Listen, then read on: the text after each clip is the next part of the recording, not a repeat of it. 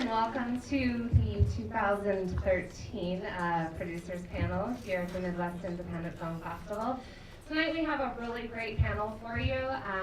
We're really excited about all the people and all of their stories and fun stuff that they're going to share tonight. So, without further ado, my name is Mary Kay Cook. I am the Advisory Council President of this film festival, and it's my pleasure to introduce you to our panelists for the Short Film Symposium and other $10 words. First up, we have filmmaker Todd Looby here in the blue sweater and the Heineken. He's a short filmmaker extraordinaire and actually has just had a short premiere over at Slam Dance, which we'll be seeing here tonight along with his feature Be Good. Next up, we have Brett Blake. I like saying Brett Blake. Brett Blake. And he's the producer of the Onion News Network, which is the video content for The Onion. So lots of good fun shorty shorts there. Thank you for joining us, Brett. And then next up we have Scott Smith. He is a filmmaker with Fulton Market Films, partner there as well. Also a creative director over at Burnett. So very comfortable and very well-versed in the short filmmaking world, both in narrative content and 30-second spots. Last but not least, your moderator for this evening is the lovely and talented Melissa Thornley, managing director over at Beast, Company 3, and Method, which is a whole host of family narrative making companies. So she's in charge of all of them. She's a great gal to know. So short films. What attracts you all to the short film category? Like, what is it that makes them so attractive to you? I'll go first. Well, that's a kind of a big, broad question because there's several things that attract me to it, and one is the length, and it takes less time to make, although it's the whole filmmaking process that you still have to go through. The storytelling, the challenge of trying to tell a complete, compelling story in anywhere from 2 to 20 minutes, mostly, I guess. And the other thing that I personally love about it is meeting and working with actors, different actors, and including actresses in that category, which is great. I've met a lot of people working on shorts, and we've gone on to do different things and other things. So just expands from that. So I love it.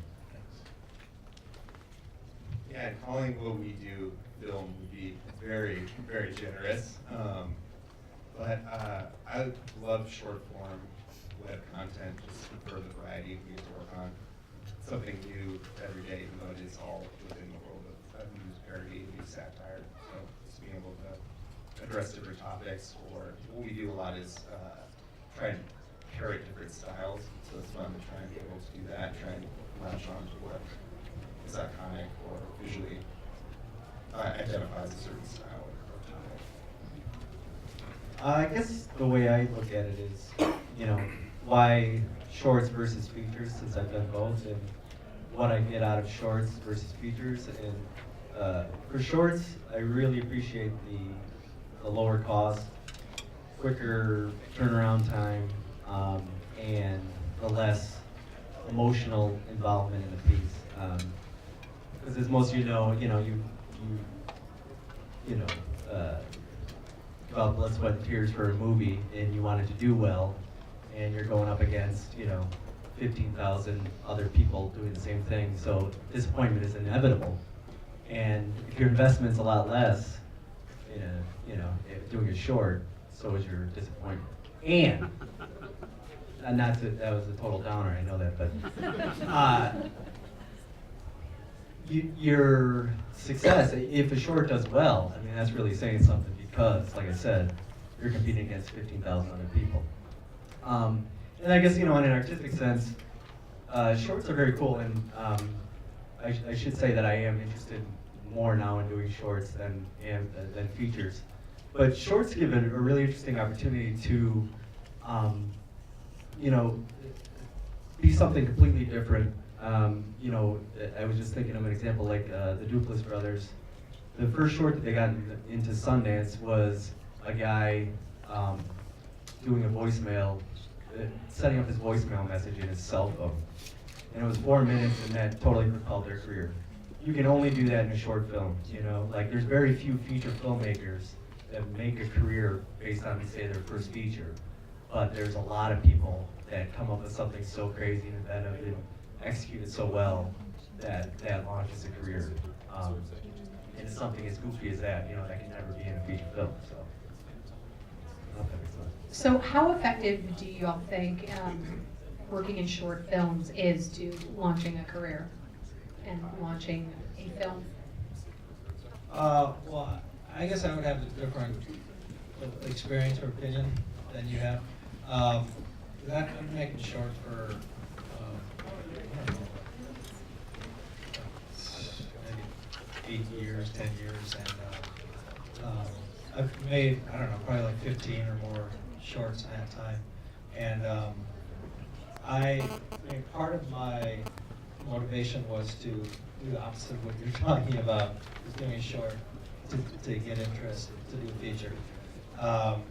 And, you know, I did the festival circuit, and not that impressed, with the short film festival circuit at all. Even when I have been at the HBO Comedy Festival, which is, you know, way up here, in my opinion, and a lot of disappointing shorts were there. So it's hard to, I don't know what it is about the programming, but I kind of feel like you have to not have that as your reason to make them. I think you have to have it. You have to have the reason be that you tell the story. You want to tell the story. Because I haven't seen that experience. I mean, the Duplass thing is, you know, there's all those stories, different people, but I think the majority of people, and there's how many millions of shorts on YouTube right now. I don't know.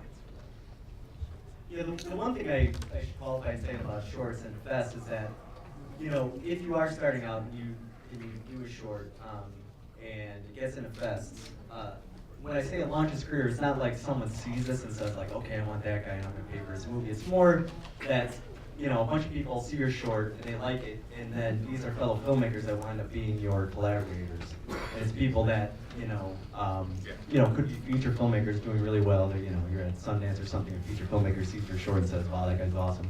And then they have all this clout on board because they're, you know, they're feature filmmakers at Sundance, and then they say, hey, you should check out this guy's short, and then that sort of, so it's more like the people you meet versus the actual experience. Right, yeah, exactly. Yeah, I don't have too much to add other than having a lot of friends who are filmmakers who are starting out in their careers and use short films to really hone their craft and skill. And I think that just seeing the way that friends of mine have really progressed in their ability to tell a story for their visual sense of the community through the process of making short films is pretty remarkable. Yeah, I think that's a really good point, because every short that you do, like every project you do, whatever your passion is, you learn more about what you're doing. And I mean, we've done stuff. It's like come back and we're looking at the footage and trying to edit, and we're just like, I don't know what the fuck is that? You know, it's just like, so we won't do that next time. But it's a great process. I try to learn something on every one and choose to do a short that has a different twist each time, so they're not all the same. So do you find that there are certain genres that fit better into the short film category? And I mean, Scott, you've done so many of them, so I'm wondering if you found that. And then your feature is a documentary, so right? Okay, I was gonna joke with what we were talking about before, but I probably should. Oh, go ahead. Short porn is a really popular, right? Yeah, probably not. Okay, that's for me. What's the question? Genres, if there are certain genres that you feel like they tie more into the short form category. I don't. I mean, it's all storytelling. You know, you look at the Oscar shorts. I mean, a lot of those are dramatic. I personally like comedy. You know, I've done it outside of the documentary feature. We've done documentary shorts. You know, which are cool too. You're just telling a little bit of the story. So it's like, you know, you're leaving the audience wanting to know more, which I think is success. But I don't think it's specific, in my opinion, a specific genre is good. I mean, most people do comedy because they think it's easier, but I think comedy is probably the most difficult thing. Yeah, it sort of depends on what you want to do with it. Obviously, if you're, you know, if you want something to go viral, you know, do a 2-minute comedy and throw it on the internet. But if you want to do, you know, you want to have a best experience, you know, if you can do a great comedy, they go over really well at fest. But you know, 9 out of 10 times, most shorts are dramatic, and you know, beautiful too. Ones that do good. So it kind of depends on what you're looking at to get out of making a film. So I was just thinking about this, your feature and some of the shorts that you've worked on, they have sort of a semi-autobiographical twist to them. And I've noticed that just seems to be a thing there recently. You know, Judd Apatow wanted done, like even Sex and the City is kind of pseudo-autobiographical. So what is that like, making films that touch so close to your real life? Which films are you talking about? Oh, some of that stuff. Yeah. I don't know. I guess that's like asking an author, like, is that you? Is that really you? Yeah. I don't know. A lot of mine actually, I mean, outside of the ad thing that we did, are about relationships and the dynamics between, you know, different sorts of people and the humor that comes out of that. My very first one was called 10, and it was about a guy who broke all 10 commandments in a couple minutes. And that certainly is not about me. I just thought it was a funny idea. So I think to address your question, I think coming out of different worlds, like a lot of experience in the ad world, and we did some like little web series parody. So you have some insights in there, but a lot of that can also backfire on you because it cannot be, you know, it could be more inside than humor.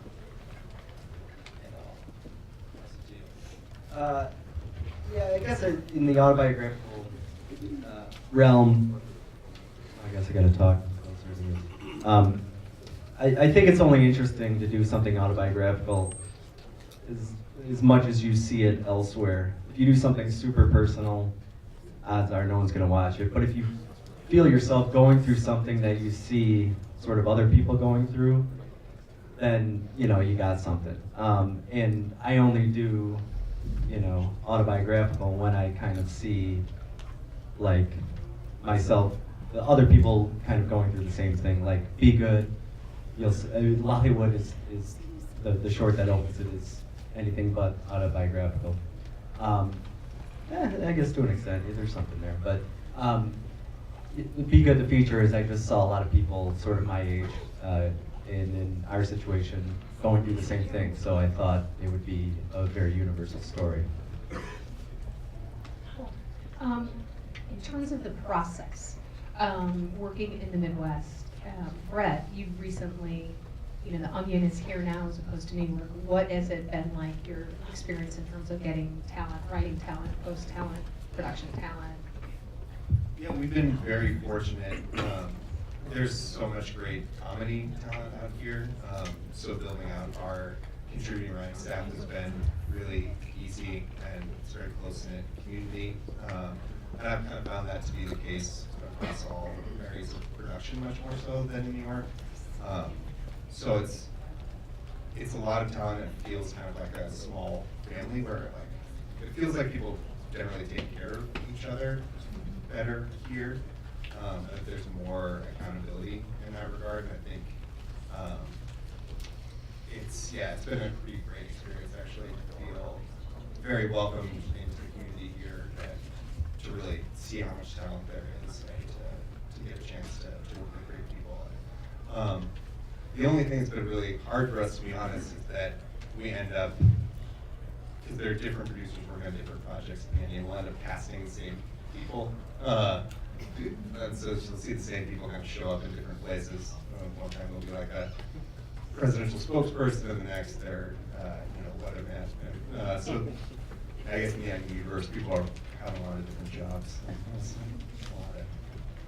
A lot of career changing going on in that universe, but it's been great. It's been we've had to really start from scratch. We have a really robust network of freelancers that we worked out there, from production to post to and an acting community that we worked out there.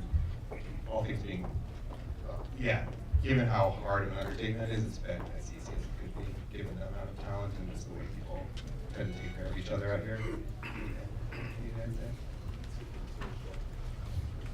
Yeah, I would second that just by acting alone.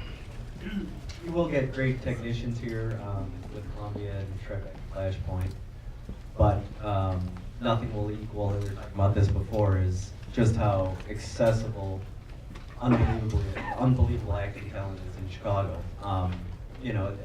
I started out in I.O., and the brilliance I would see on like a Monday night, or actually it was a Wednesday night at 10 o'clock. These two guys, Miles Stroth and Dan Beckendahl, used to do the show Zumpf. And I mean, my mind would be literally blown every night, and I was like one of like 10 people in the audience every time. But their talent was just unbelievable. It's unmatchable. And these guys were dirt poor. I mean, Dan is, both of them have kind of gone on to do things with Comedy Central and things. I think they're doing okay now, but if you ask them to be in your short, you just graduated from Columbia or whatever, they would have probably said yes if your script was good. And these are guys that are just as talented as any A-list star out there. So that's what you get in Chicago. Yes. Did my voice change? I don't know anything outside of Chicago. I just kind of worked here, outside of doing commercials, like being on production in LA and stuff. But that's completely different category from this. But from the beginning, I found, saying, just the support and the camaraderie, just meeting people. It's great. People just want to work on fun stuff and create, which is, I don't know what any other city's like from that standpoint, but But they do say that, if you, as much as you know Chicago, as well as you know Chicago, it's kind of known nationally as the biggest is that right? Should I say the littlest biggest city, or the biggest The biggest, whichever makes it sound good. Okay, well, I think the biggest, littlest town in the U.S. In other words, I come from the south side, and invariably I'm like 4 degrees of separation from, probably like, close to half the population of this town in weird ways. So, and so many people said that, so it's much big. Everything's much more accessible than, say, LA or New York or, Houston. But no one talks about Houston. let's talk about Houston. I was just going to talk about, we did something with 3 actors from Steppenwolf several years ago, and it was mean, it was an unbelievable experience. And we, you know, I met one of them and showed him what I was working on, and asked if he'd be interested in doing this thing. And then he brought in somebody else, and then brought in somebody else. It was just a 3-person thing, and it was great. Unbelievable. So your process, do you feel like your process is different from, you know, a short versus a feature? You should probably go first and see. I would say, I mean, not really about how I go about it, but it winds up being such because if you work on a super low budget like I do, by the second week, you know, after people have worked their ass off for a whole week, by the second week, people aren't getting paid, they're underfed, they're underslept, and they're friggin' miserable. It's so much harder to like keep people's attention and in yourself too. I mean, you're nuts too because, you know, I sort of produce my own thing, so I'm already, you know, totally wired. The first week and about the 4th day of production, I'm like, you know, a mess, and I have to carry that for like, you know, whatever, 8 more days. So that's why I like it, you know, that's why shorts are so attractive to me because it's like, you know, you can do 3 days shooting max, you got 2 weeks to a month of editing, and you know, you got a finished product that you can start getting out there. Because I'm impatient too, so you know, I tend to like always just push movies out before they're ready, just so I can stop thinking about them. So yeah, shorts, you know, are sort of probably meet my attention span. I think from a process standpoint, I mean, even from doing 30-second commercials to doing shorts to doing features, I think the process in general is the same. From the standpoint of you're trying to tell a story, you're just telling it in a different length or a different way. One is more efficient than the other. You still have to prepare from a sense of location scouting, casting, you know, getting all that stuff together. I mean, it's the exact same across the board. It's just, you know, you shoot like a commercial or a short in 1 or 2 days, or depending, and your feature can be 3 weeks. So it's just a protracted.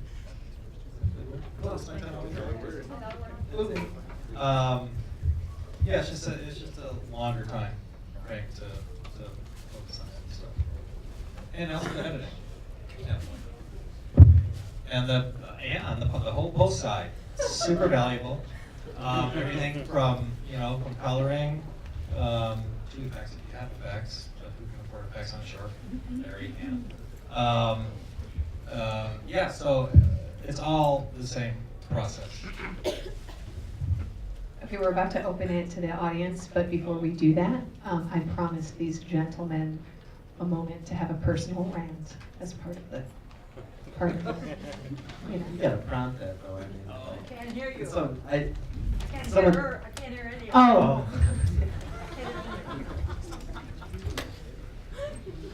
Is this better? Can you hear me? Okay. That didn't quite set me off into a rant. I'll need more than that. It was a festival thing. God damn it! Yeah. Louie, come on! Oh, I don't know. How did I go off before? What set me off? It was a whole festival thing. Festival. South by Southwest. Yeah. And Yeah. Yeah. Right? I paid. Sucks. Yeah. No, I was just saying like, because I was talking about how, you know, there's less disappointment when I started out. Remember I was saying I was a downer? About how there's less disappointment with shorts. And then Scott said, well, there's plenty of disappointment with shorts. And I said, yeah, that's right.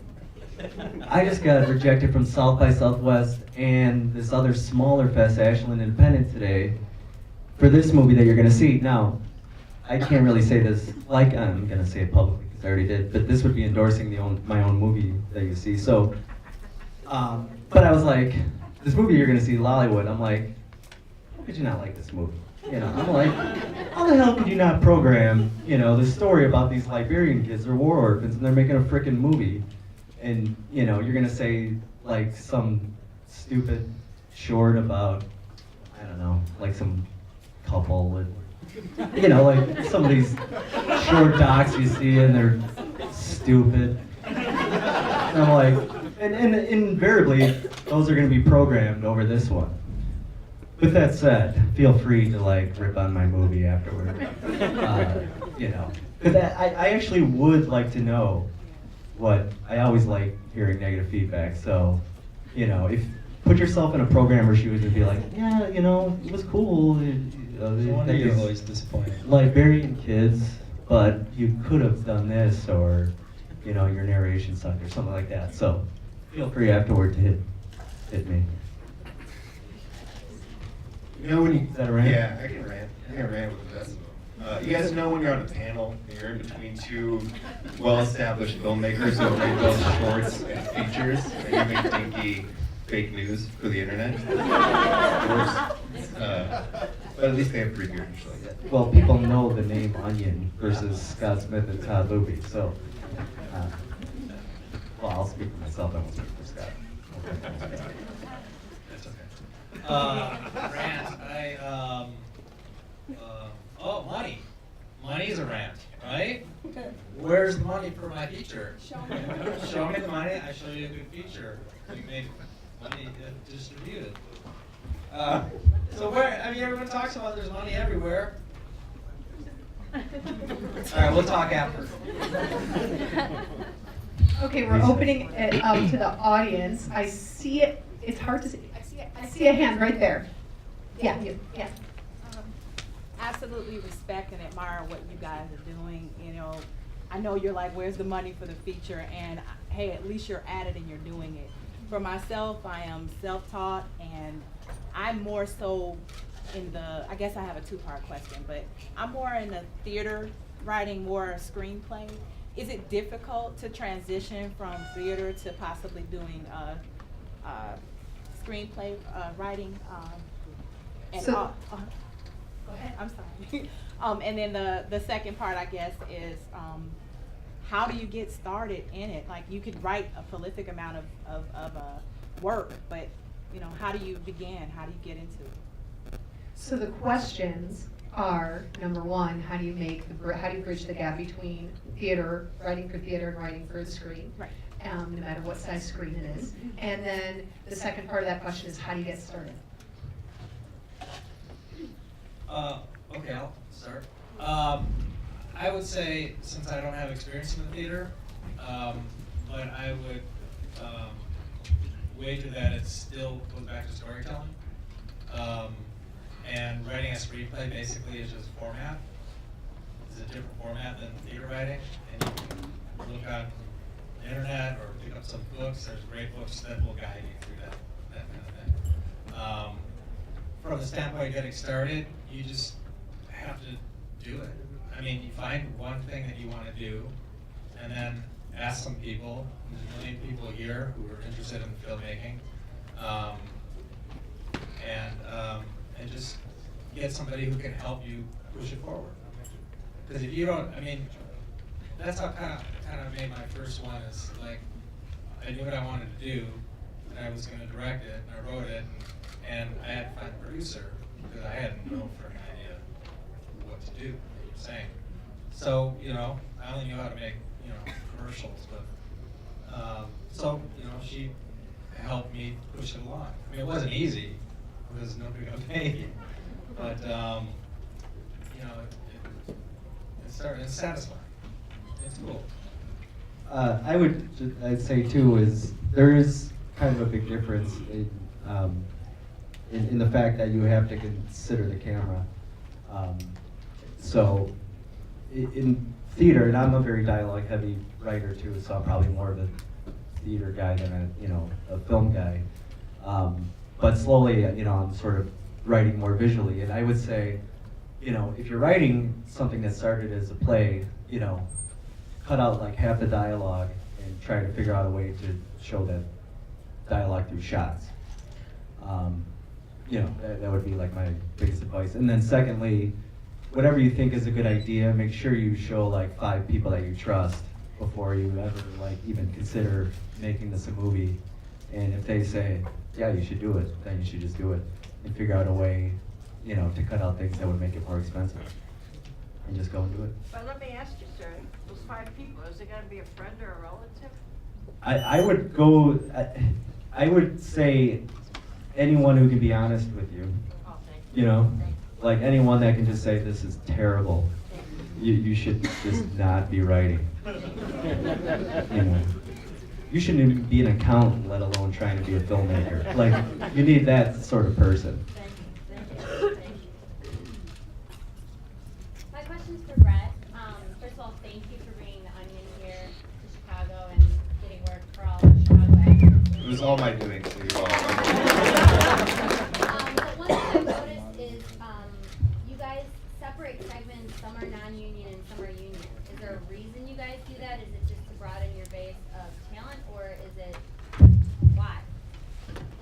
It's a very good question, something I'm still kind of trying to wrap my head around, to be honest. I come from a post-production background. That was my experience in New York, so I've moved into more of a producer role as I've come out here. And we also had head of physical production. When I moved out here was my boss, who had a lot of experience working in feature and TV broadcast. So for a while, that stuff was just kind of passed down from on high, and we're now just kind of trying to figure it out. You know, there's sort of a lot of considerations that go into it. We've had great experiences both with union and non-union actors. And so I'm actually meeting with some casting agents tomorrow to talk through that very question and sort of reevaluate whether we want to be all union, which I think we do, because I think it really tends to limit us more than anything when we stay non-union. I think the reason for a lot of projects that we have gone non-union is unfortunately the budgets for our projects are so small that we've kind of had our hand forced a little bit. And we've been able to find some great non-union talent, but I think we're kind of just reevaluating that. And you know, there's a lot of great non-union actors, but when you get in a room with somebody who's union, they tend to be able to really just jump in and get the tone of the piece. You know, there's a certain level of like professionalism that some non-union actors have that others don't, but it seems to be pretty across the board. I hope that was not too much of a rambling answer. I've heard of situations where someone has been recognized for a short film and then they've gone on to make a feature, they've got the funding for a feature. As an actor, I've over the years participated in some shorts that I've been told, we're doing this short with the intention of raising the funds to turn it into a feature. How often does that really happen? Yes. So the question is, how often does it really happen that putting together a short in service of raising funds for a full-length film, how often does that happen? I would say it's probably the exception to the rule. Offhand, the only one I could think of that did well in 2012, this guy Jonathan Lasecki did this movie called Gaby, and it was like it was a short that showed, I don't know, something like 50 festivals, and he wound up making it a feature, and it's now, you know, it's done really well on the fest circuit. It premiered like a year ago at South by Southwest, and he's done really well. And I mean, off the top of my head, in 2012, that's the only example I can think of. I'm sure there's more, but yeah, I mean, I think it's a good springboard, you know, in a scripting phase or something, pre-production. But again, I think it's the exception to the rule. And people more or less just want to see that you're a good filmmaker. Some shit, I don't know if it's like even for a lot of time it's viable. You know, to me, a short is a short feature. So I think it's pretty rare that one can be expanded, you know, well. I agree. I don't think it, I mean, we do that from the standpoint of trying to raise funds. And that's the thing, like I was saying before, is the thing that really kind kind of hold you back. You can, you know, you go in with intention,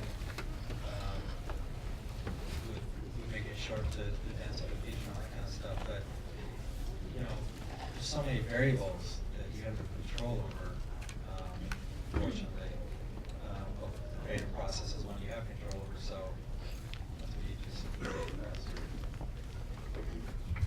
Okay, there's one more burning question. I have one more. I see a hand back there. You. Yeah, wait a minute. Yes, that's you. Yeah, I liked your little ramble. I liked your ramble on festivals, and I hear it a lot. And I kind of equate it to not getting that call back from the girl, and you're like, what's wrong with me? I'm a great guy. You know, this Jerry curl is working for me. I don't know about him. And then 10 years from now, you kind of look back, and you're like, oh, okay, I get it. Does that happen? Do you look back at your previous work, and you're like, man, I see why I might have been turned down for that festival, or maybe this could have been polished a little bit more. Okay, so I'm going to try to sum this up. Something about Jerry curls and looking back on bad hairdos. No, just kidding. So when you look back at the work that you've done, say 5-10 years ago, do you have better perspective on it, a better understanding of why it did or didn't get into a festival? Bingo. Okay. Yeah, I'm a realist, and I know that, you know, the films I've submitted that have gotten rejected, you know, do have flaws, and I could see my sensibility is not for everyone. That's totally, you know, apparent. However, the only time I know exactly what you're talking about, like 10 years from now, like, yeah, I'm so glad she rejected me, because, man, that would have been a nightmare to be with, something like that, you know. But what I typically do is, like, I watch other films that do get in, and try to look at it objectively as possible, and then say, like, wow, these programmers are really, you know.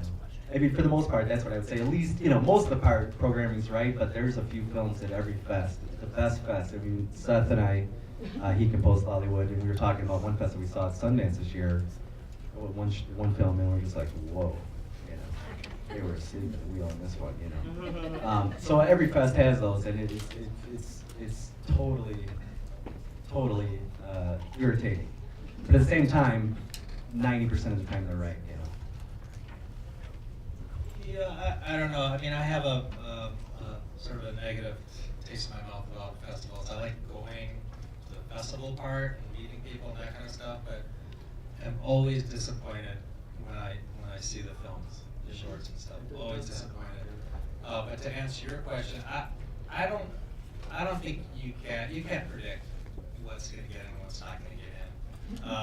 And I don't think you should like take it personally, like there's anything wrong with your film.